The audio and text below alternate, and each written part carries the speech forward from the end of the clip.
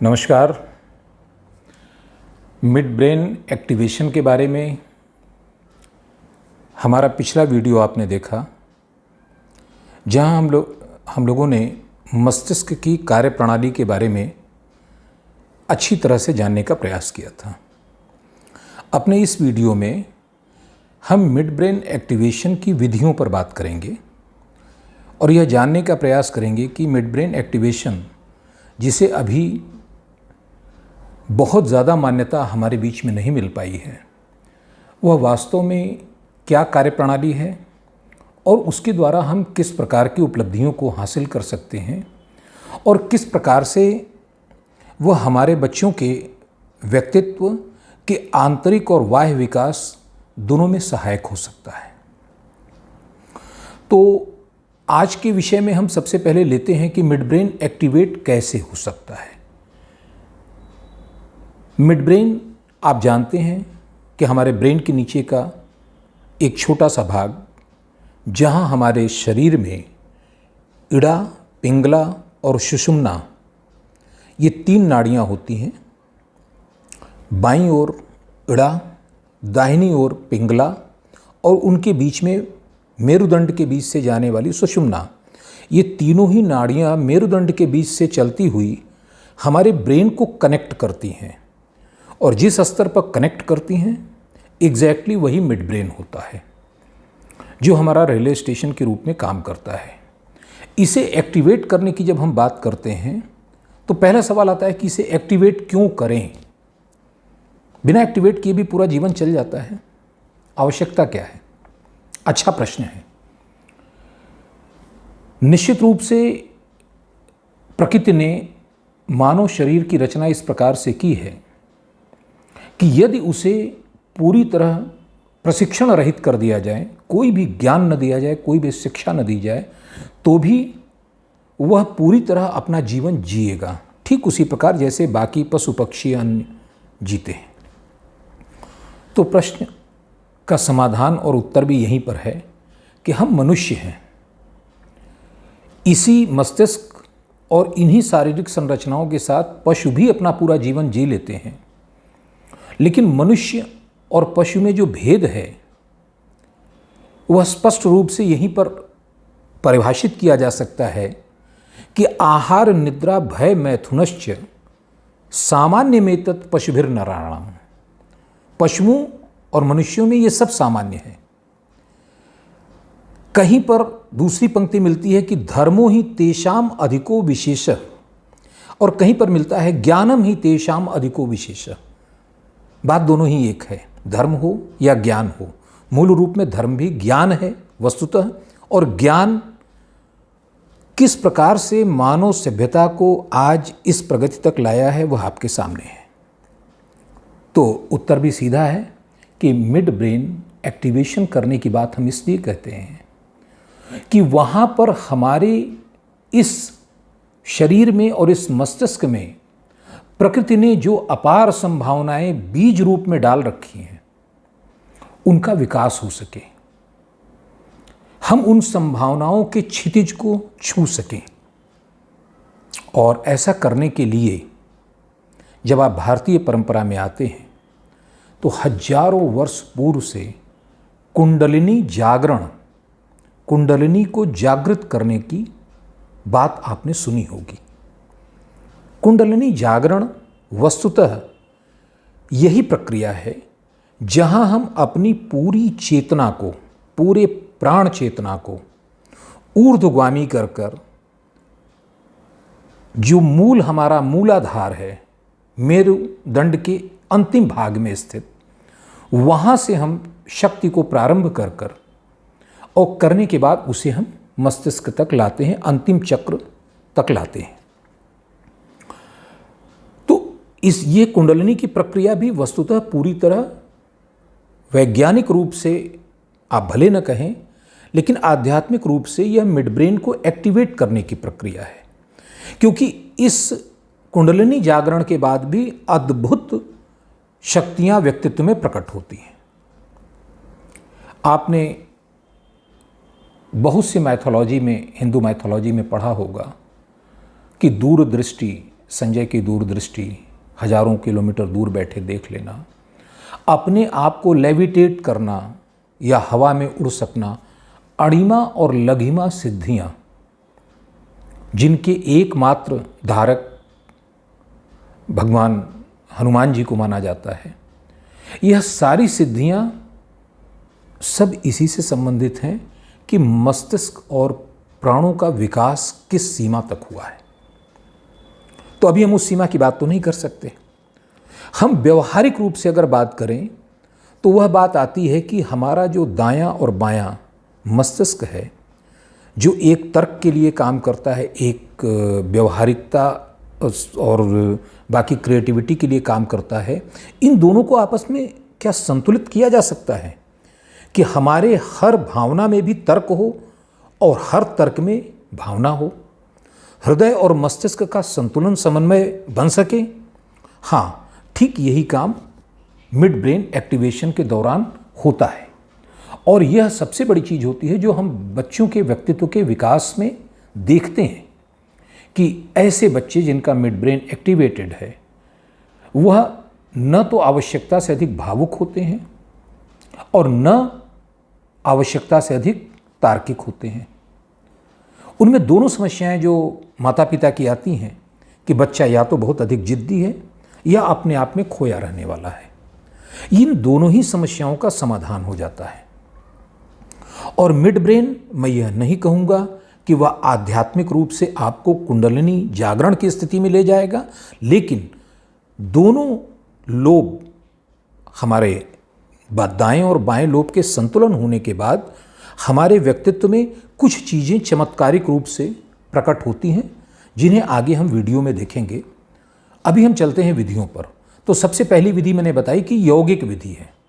यौगिक साधना के माध्यम से कुंडलिनी जागरण करते हुए हम मिड ब्रेन को एक्टिवेट करते हैं, लेकिन उसकी सीमाएं यह हैं कि बच्चे उसका प्रयोग नहीं कर सकते, क्योंकि उसमें जो शक्ति उत्पन्न होती है, ऊर्जा उत्पन्न होती है, इतनी अधिक होती है जिसको संभालने की क्षमता बच्चों के नाजुक शरीर और मस्तिष्क में नहीं होती है। दूसरे, कुंडलिनी जागरण के लिए योग्य गुरु और उसमें लगने वाला साधन का समय, साधक के लिए जो समय निर्धारित है, साधना में लगने वाला जो समय है, उस समय के कारण वह व्यवहारिक नहीं है, कम से कम बच्चों के संबंध में। आत्मज्ञान पाने के लिए जो इच्छुक जिज्ञासु हैं उनके लिए वह बिल्कुल ठीक विधि है, लेकिन बच्चों के लिए व्यवहारिक रूप से उचित नहीं है। दूसरी विधि की जब हम बात करते हैं तो दूसरी विधि जो हमें मिलती है पुराने हमारे ग्रंथों में परंपरा से, वह है स्वर विज्ञान के माध्यम से।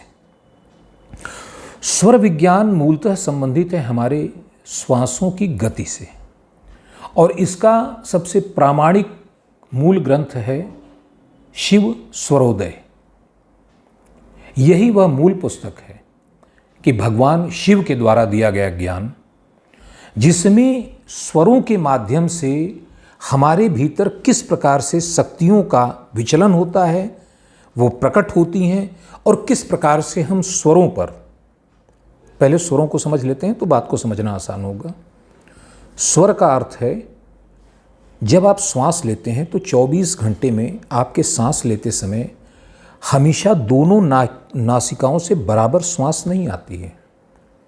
कभी आप ध्यान देंगे ऐसे तो आप देखेंगे कि दाहिनी नासिका से सांस आपकी ज़्यादा निकल रही है।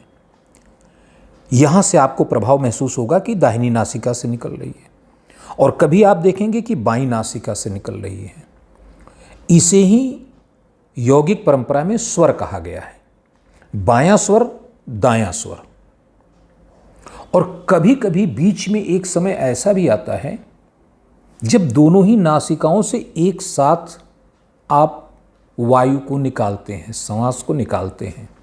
इसे हम कहते हैं समस्वर, जहां दाई और बाईं अर्थात इड़ा और पिंगला दोनों नाड़ियां समान रूप से काम कर रही हैं, समान रूप से वर्किंग कंडीशन में है, और यह सुषुम्ना की अवस्था होती है। तो अब बात बहुत आसानी से समझी जा सकती है कि जब आपका बायां स्वर चल रहा है तो वह क्रियात्मक पक्ष होता है। क्रियात्मक पक्ष, तार्किक पक्ष, ऐसा काम जिसमें बहुत शक्ति लगनी है, उसे बहुत अच्छी तरह कर पाता है व्यक्ति। दायां स्वर अगर चल रहा है तो जो रचनात्मक कार्य है, जिनमें ज़्यादा एकाग्रता की आवश्यकता है, जिसमें ज़्यादा क्रिएटिविटी की ज़रूरत है, वह ज़्यादा अच्छा होता है।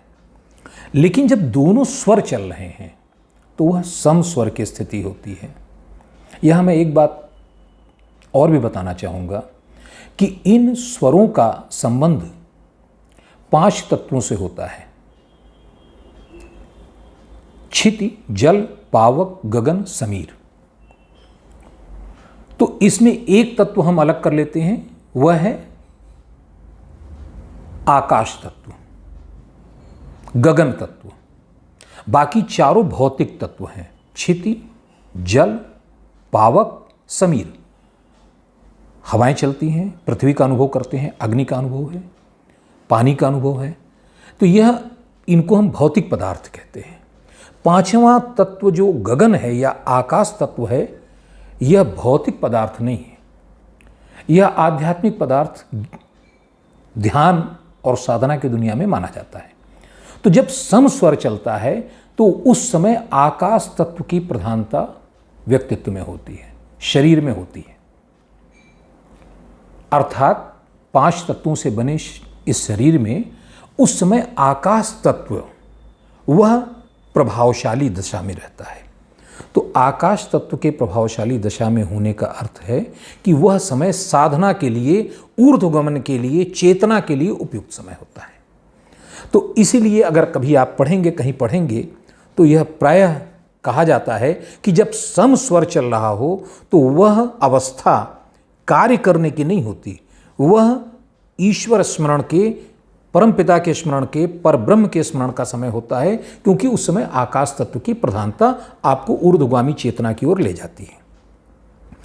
तो इस स्वर विज्ञान का एक अपना पूरा तरीका है, एक पूरी एसओपी है कि हम किस प्रकार से बाएं स्वर को, दाएं स्वर को, दोनों स्वर को कंट्रोल करके और व्यक्तित्व में मन चाहे परिवर्तन को, मन चाहे प्रगति को मानसिक रूप से, शारीरिक रूप से ला सकते हैं।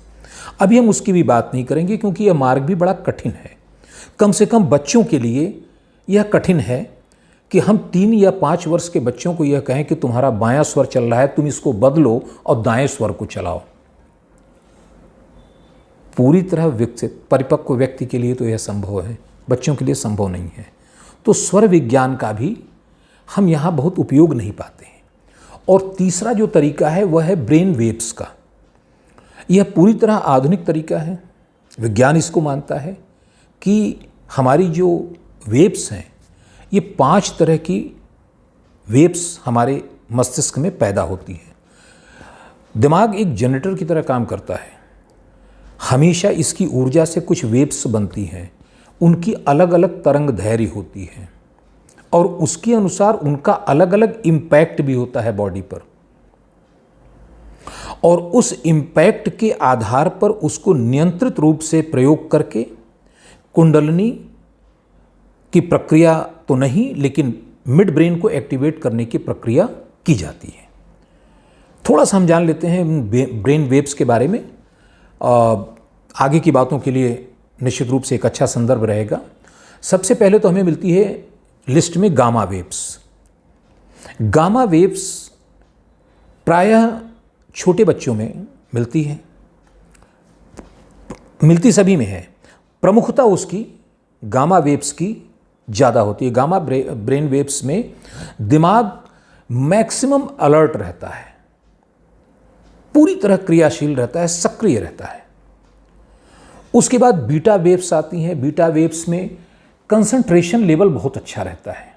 जब आप किसी कार्य पर एकाग्र हो जाते हैं तो उस समय बीटा वेव्स मस्तिष्क उत्पन्न करता है। इसके बाद आता है अल्फा वेव्स।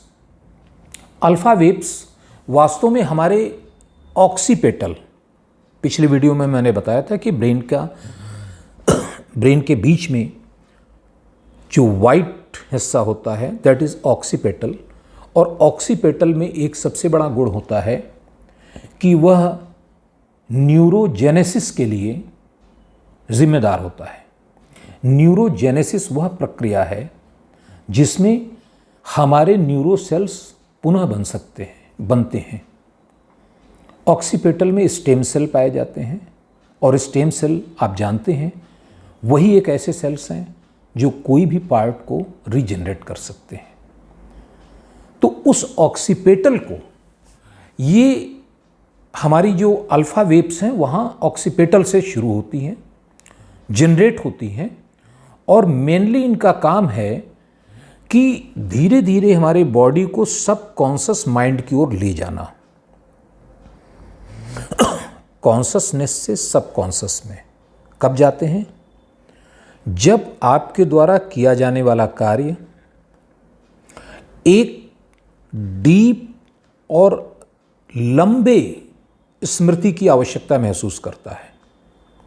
आप कोई कार्य कर रहे हैं जिसे बाद में आपको याद नहीं रखना है, तो निश्चित रूप से वह शॉर्ट टर्म मेमोरी के लिए है। लेकिन अगर कोई ऐसा कार्य आप कर रहे हैं जिसे आपको बहुत दिनों तक आवश्यकता पड़ने वाली है, तो ब्रेन को ये पता होता है कि इसे हमें लंबे समय तक स्टोर करना है और कंसंट्रेशन की वह दशा और डीप होते हुए वो चली जाती है अल्फा वेव्स में। कैसे? जब आप बाइक सीखते हैं, 4 व्हीलर चलाना सीखते हैं, तो वो कंसंट्रेशन की दशा होती है। आप बहुत अलर्ट, मैक्सिमम अलर्ट होते हैं। आप गामा से शुरू करते हैं, मैक्सिमम अलर्ट होते हैं, एवरीथिंग इज़ ओके। आप पहले ये देखते हैं आपका पैर क्लच पर है कि नहीं, ब्रेक पर है कि नहीं, स्टीयरिंग ठीक है कि नहीं, आप हर चीज़ पर अलर्ट रहते हैं। That is gamma. और जब आप थोड़ा सा यूज टू हो जाते हैं, तो यूज टू होने के बाद आप फुल कंसंट्रेशन अपनी ड्राइविंग पर देने लगते हैं। That is so simple. Beta. And what is alpha? Alpha waves वो होती हैं जब आपका कंसंट्रेशन लेवल बढ़ते बढ़ते उस लेवल तक पहुंच जाता है जहां की आपका दिमाग बगैर आपके चेतन दिमाग को, जो आपका लॉजिकल माइंड है, जो प्रेजेंट माइंड है, इसको बगैर डिस्टर्ब किए अपना काम करता रहता है। आप ड्राइविंग कर रहे हैं, दिमाग ने उसको इस तरीके से अडॉप्ट कर लिया है कि आप कुछ भी कर रहे हैं, आप बगल में बैठे आदमी से बात कर रहे हैं, बाहर की चीज़ें देख रहे हैं, मोबाइल पर आप ईयरफोन लगा के बात कर रहे हैं, गाने सुन रहे हैं, इवन देन बगैर आपके सोचे वो आपको गंतव्य तक पहुंचाता है आपका दिमाग। ये इसलिए हो पाता है कि वो मेमोरी आपकी पूरी तरह सब कॉन्शियस माइंड से गवर्न होती है। एक डीप आपका जो मेमोरी बनी है उस मेमोरी के द्वारा गवर्न होती है। तो जब आप बात करेंगे अल्फा वेव्स की, तो यह उस अवस्था में ले जाती हैं जिसको हम लोग कहते हैं कि यह बड़े ध्यान की अवस्था है, जहां आप एकदम पूरी तरह अपने में मगन हो जाते हैं। और हम लोगों की भाषा में कहें तो वो ट्रांस की एक स्थिति होती है जहां आपका चेतन मन बैठता है, सो जाता है, कम काम करता है, अवचेतन मन पूरी तरह सक्रिय हो जाता है। इसके बाद का जो वेव्स आती है, चौथी वेव थीटा वेव है। और थीटा वेव कब शुरू होती है? जब आप सोने के लिए जाते हैं। जब आप स्लीप मोड में जाते हैं तो थीटा वेव्स वहां आती हैं जो बॉडी को रिलैक्स करती हैं और ब्रेन को रिलैक्स करती हैं। और इसके बाद पांचवा है डेल्टा। डेल्टा वो वेव्स हैं जिनकी फ्रीक्वेंसी आपके दिमाग को ऐसी डीप स्लीप में ले जाती है जो ड्रीमलेस होती है, जिसमें सपने नहीं आते हैं। और ये जरूरी है क्योंकि माइंड एंड बॉडी अपने रीजनरेशन, रिपेयरिंग का काम इसी अवस्था में कर पाते हैं। इसके ऊपर की अवस्था में अगर दिमाग है तो वो अपना काम नहीं कर पाते हैं। ऐसी डीप स्लीप में जब बॉडी चली जाती है जहाँ कोई ड्रीम भी नहीं है, ऐसी ड्रीमलेस साउंड स्लीप में चली जाती है, तो मस्तिष्क और शरीर अपने जो भी वियर एंड टीयर हुआ है उसके अंदर उसको रिपेयर करने का काम करता है। तो प्रश्न ये उठता है कि हम मिड ब्रेन में इसका प्रयोग कैसे करते हैं। इसके प्रयोग की बारे में जानने के पहले ये स्पष्ट कर देना होगा कि अगर दिमाग इन वेव्स को पैदा करता है उस अवस्था में, अगर ट्रांस की अवस्था में, अगर गहन ध्यान की अवस्था में अल्फा वेव्स पैदा हो रही हैं, तो जाहिर सी बात है अगर अल्फा वेव उस व्यक्ति को सुनाई जाए निरंतर लगातार एक समय तक, तो वह ध्यान की अवस्था में चला जाएगा। यह ठीक उसी प्रकार है कि दोनों एक दूसरे से संबंधित हैं। अगर ब्रेन अल्फा वेव्स को तब पैदा करता है जब हमारा मस्तिष्क गहन ध्यान की अवस्था में होता है, तो अगर हम चेतन अवस्था में बैठे हुए हैं और लगातार अल्फा वेव्स हमारे कानों में गूंज रही हैं, हमारे पास तक आ रही हैं, तो हम ध्यान की मुद्रा में चले जाएंगे। ये जो आप देखते हैं ना, कीर्तन, भक्ति के गीत, जिनको गाते गाते आदमी ट्रांस में चला जाता है, ऐसा लगता है कि जैसे वो अपने आप में नहीं है, ये वही है। वो साउंड वेव्स होती हैं जो आपके या किसी भी व्यक्ति के मस्तिष्क को एकदम गहन ध्यान की अवस्था में ले जा सकती हैं। तो वाइस वर्सा इन ध्वनियों का प्रयोग करके, इन वेव्स का प्रयोग करके, इनको जनरेट करके हम माइंड को उस अवस्था में ले भी जा सकते हैं। और मिड ब्रेन में यह किया जाता है। हम इन वेव्स का प्रयोग करते हैं जिसके द्वारा बच्चों को मनचाही अवस्था में सबकॉन्शियस में ले जाना है, तो अल्फा वेव्स के द्वारा उनको सबकॉन्शियस में लाया जा सकता है। आजकल मोबाइल पर तमाम ऐप्स आपको मिलेंगे, ब्रेन वेव्स थेरेपी के और माइंड हीलिंग के, कंसंट्रेशन के। वो इसी सिद्धांत पर काम करते हैं कि वो उस वेव को जनरेट करते हैं और अगर उसे लगातार आप सुनते रहें तो उसका सकारात्मक असर भी पड़ता है। किंतु वह वैज्ञानिक रूप से किस प्रकार से प्रयोग किया जाना है, यह उस ऐप में आपको नहीं मिलता है कि आपकी आवश्यकता का क्या है और कितने समय तक उसे प्रयोग करना, यह उसमें नहीं मिलता है, उसकी लिमिटेशन है। अब हम लोग आते हैं जो सर्वाधिक प्रचलित मेडिटेशन, मिड ब्रेन एक्टिवेशन का जो तरीका है। मिड ब्रेन एक्टिवेशन का जो सबसे प्रचलित तरीका है वह है ब्रेन जिम और योगा। ब्रेन जिम को जानने के पहले हम कुछ चीज़ें जान लेते हैं। सबसे पहली चीज़, इस विश्व का हर बच्चा अपने आप में यूनिक है, स्पेशल है, कॉपी नहीं बनी है। इवन ट्विंस मानसिक रूप से एक दूसरे से भिन्न होते हैं। ऐसे हमको उदाहरण मिलेंगे जहां वो मानसिक रूप से जुड़े होते हैं सेम वेवलेंथ पर, लेकिन ब्रेन की वर्किंग एकदम अलग होती है हर व्यक्ति का। और यह ब्रेन का जो मैप है कि वो कैसे काम कर रहा है, कितना एक्टिवेटेड है, कौन सा हिस्सा डेवलप है, कौन सा अंडर डेवलप है और क्या क्वालिटीज़ उसके द्वारा ब्रेन जनरेट कर रहा है बॉडी में, क्या क्वालिटीज़ कम मात्रा में जनरेट हो रही हैं, यह सब जाना जा सकता है। और उसके लिए बहुत साधारण सा उपकरण हमें दे रखा है प्रकृति ने, जिसका हम प्रयोग करते हैं, और वो है हमारी उंगलियां। इन उंगलियों पे जो फिंगरप्रिंट्स हैं, आप जानते ही हैं कि विश्व में दो व्यक्तियों के फिंगरप्रिंट एक जैसे नहीं हो सकते। थोड़ा सा आगे की बात करें तो दो व्यक्तियों के कानों के प्रिंट भी एक जैसे नहीं होते। ये हमारी नर्व एंडिंग है।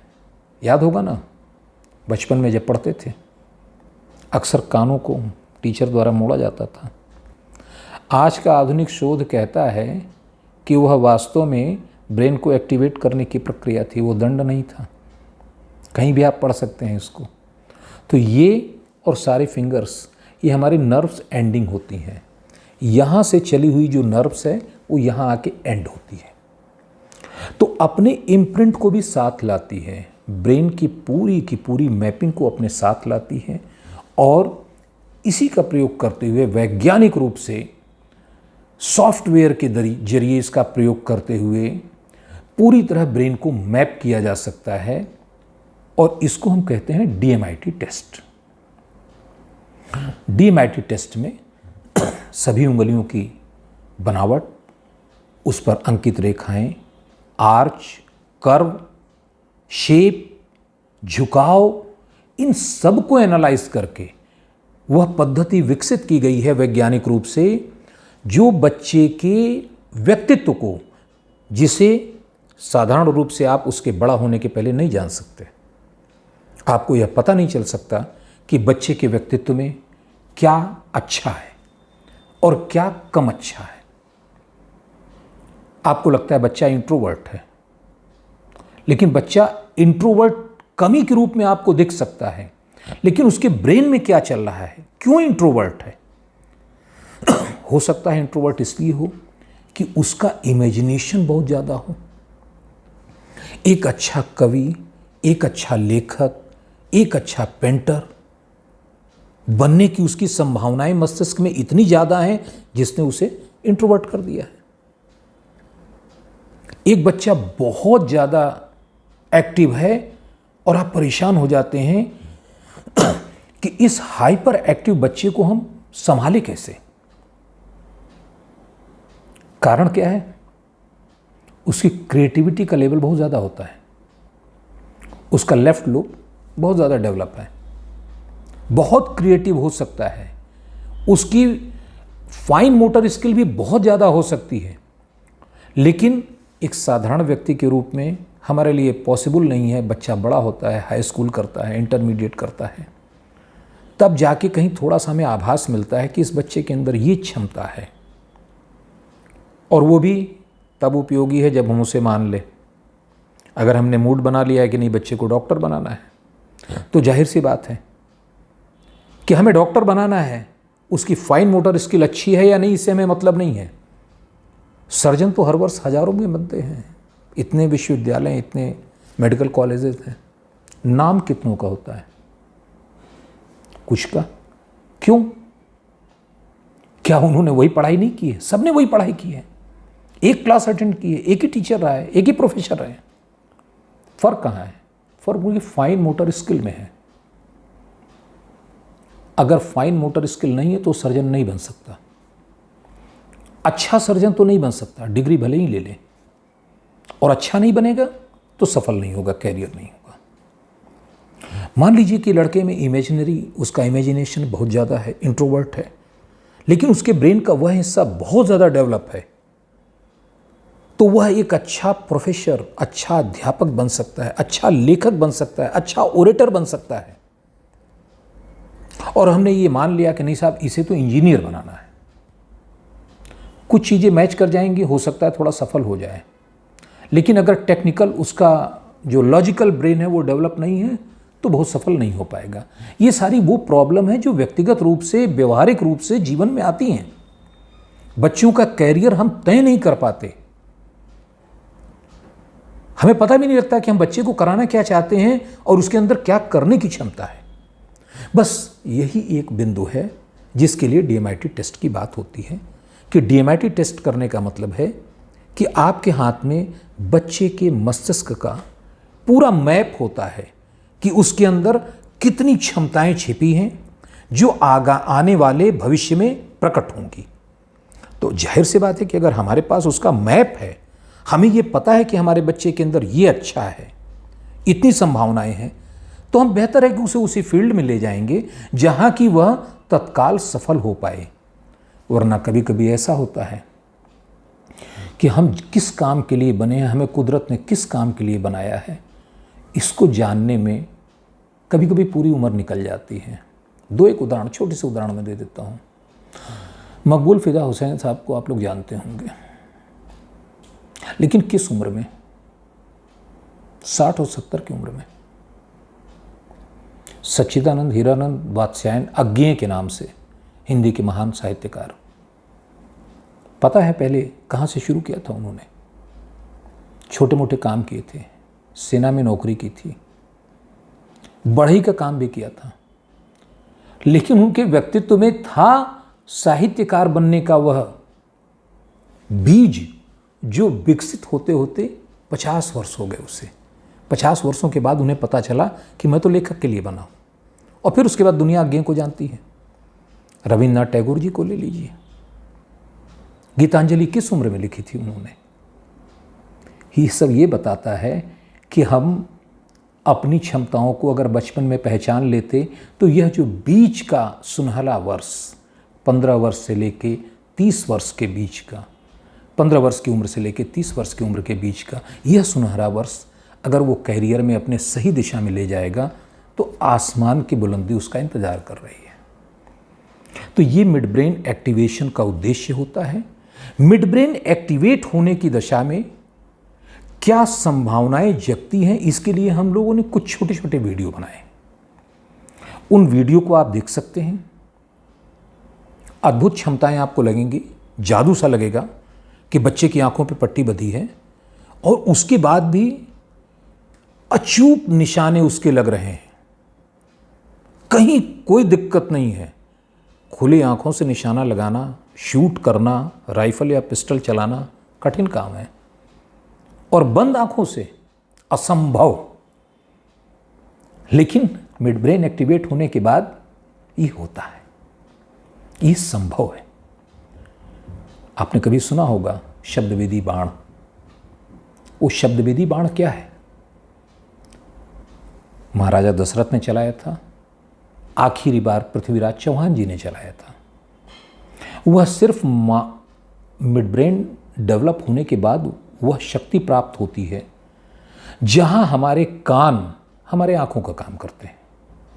ये पिछली वीडियो में मैं बता चुका हूं कि हमारा कोई भी ऑर्गन, सेंसनरी ऑर्गन, बाकी शेष चारों का काम कर सकता है, उसमें ये क्षमता होती है। डेवलप इसलिए नहीं हो पाता कि हम बाकी चारों से काम ले रहे हैं, तो इसलिए वह अपने काम में ही सिर्फ अपने काम के लिए बना रहता है।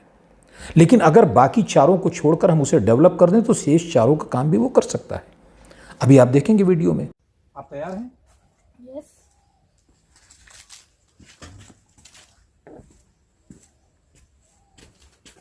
पहला बैलून येलो,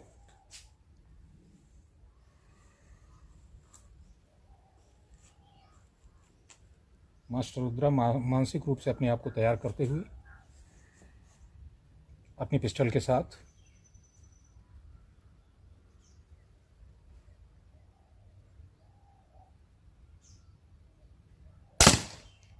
वाह। Next red colour,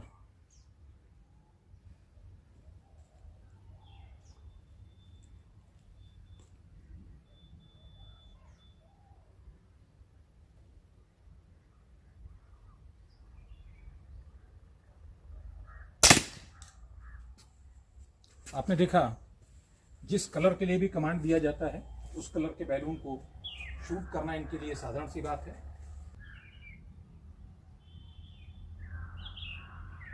green colour,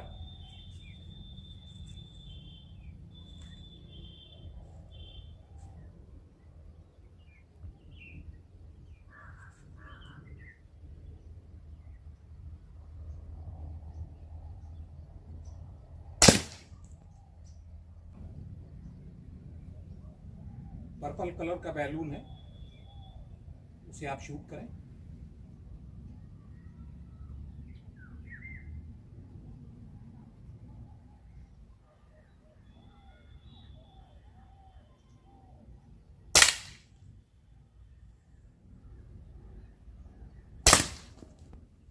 very good.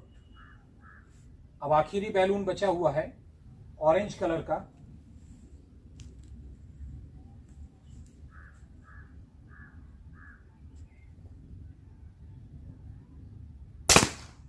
Very good. मैं बच्चों की आंखों पर पट्टी बंधे होने के बावजूद उन्हें कलर क्लियर है, लिखा हुआ उन्हें क्लियर है और ऐसा लगता है कि वो सुन सकते हैं, देख सकते हैं, छू के सारी चीज़ें पता कर सकते हैं आंखें बंद होने के बाद। तो यह मिड ब्रेन की कुछ बातें थी कि एक्टिवेट कराने की आवश्यकता क्यों है और मिड ब्रेन एक्टिवेशन से बच्चे को फ़ायदा क्या होना है और मिड ब्रेन एक्टिवेट होने के बाद बच्चे के व्यक्तित्व में बदलाव क्या आना है। सबसे महत्वपूर्ण चीज़ यही है कि बच्चे के व्यक्तित्व में जो संतुलन विकसित होता है, दायां और बायां दोनों ब्रेन एक साथ काम करने की स्थिति में वह संतुलन पैदा होता है, जहां वह अपनी पढ़ाई और अपनी पढ़ाई के साथ अपने खेल, अपनी रुचियों के साथ अपने एकाग्रता को, सबको एक साथ सिंक कर लेता है और सिंक करने के बाद परफेक्ट पर्सनैलिटी की ओर जाता है। मिड ब्रेन का अल्टीमेट उद्देश्य यही है। कोई उद्देश्य ऐसा नहीं है कि किसी को आध्यात्मिक रूप से गुरु बनाना या किसी और तरफ ले जाना। और इसी के साथ मैं विदा लेता हूँ। धन्यवाद।